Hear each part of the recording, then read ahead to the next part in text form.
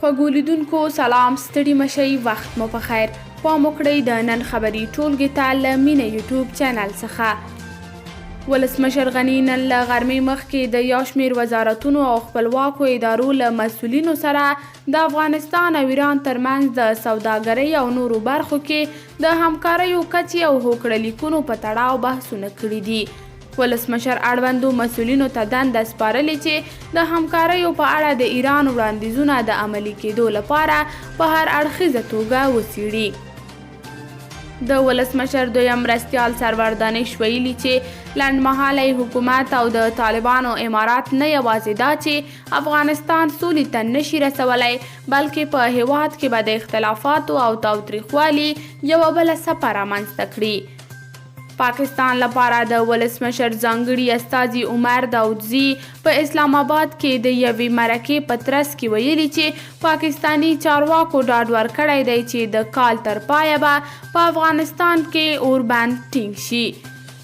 د ولسمشر لومړي مرستیال امرالله صالح پر خپله رسمي فیسبوک پاڼه خبر ورکړی او ویلي دي چې د موټرو دوه داسې غلې یې نن نیولي دي چې دا وروستیو کې یې کابل کې د بیلابیلو سیمو 13 اراده موټر له خلکو غلا او له کابل څخه بیرون یې موټر فروشیو ته رسولي وو. د چارو ادارې عمومي رئیس فضل محمود فضلي په یوه تازه یادښت کې چې پر فیسبوک یې خپور کړی ویلي د برېښنایي تذکیرو ویش د تیر په څیر په نورمال ډول روان دی او خلک کولی شي تذکیرې ترلاسه کړي.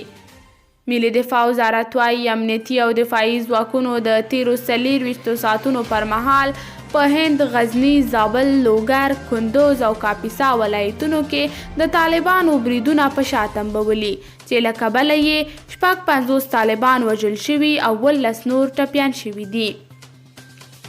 د افغانستان د کابینې قوانینو کمیټې د ولسي جرګې هغه پریکړه رد کړې چې له ولسمشر څخه یې د تقنیني فرمانونو پر بنسټ د رامنځته شویو وزارتونو او ادارو لغوه کېدل غوښتي وه. څه موده وړاندې ولسي جرګې وویل حکومت دې ټولې هغه ادارې او وزارتونه لغوه کړي چې د تقنیني فرمانونو پر بنسټ رامنځته شوي وي.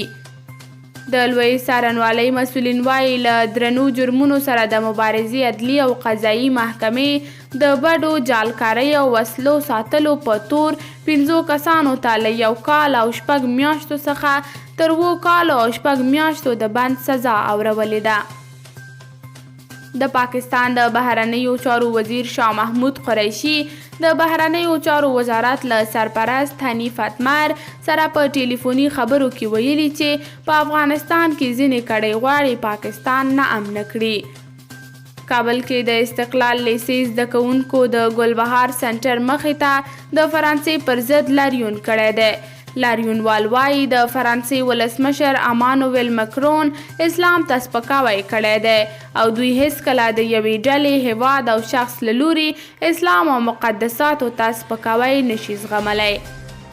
هند وایي افغانان باید له بهرنۍ مداخلې پرته خپله راتلونکې وټاکي. هند وایي افغانان باید له بهرنۍ مداخلې پرته خپل راتلونکی وټاکي. د هند د بهرنیو چارو وزیر اس جی شنکر له خپل امریکایي سیال مایک پامپیو سره تر لیدنې وروسته ویلي چې افغانان باید له هر ډول بهرني فشار پرته د خپل هیواد د راتلونکي جوړښت په اړه پریکړه وکړي. او وروستی خبر دا چې د امریکا د بهرنیو چارو وزیر مایک پامپیو هند ته د خپل سفر پر مهال یوې خبري ناستې ته ویلي چې هند په ایران کې پر چابهار بندر پانګونه کړې ده، نو له دې عمله چې هند دغه بندر پراختیا ته دوام ورکړي له بندیزونو معاف دی.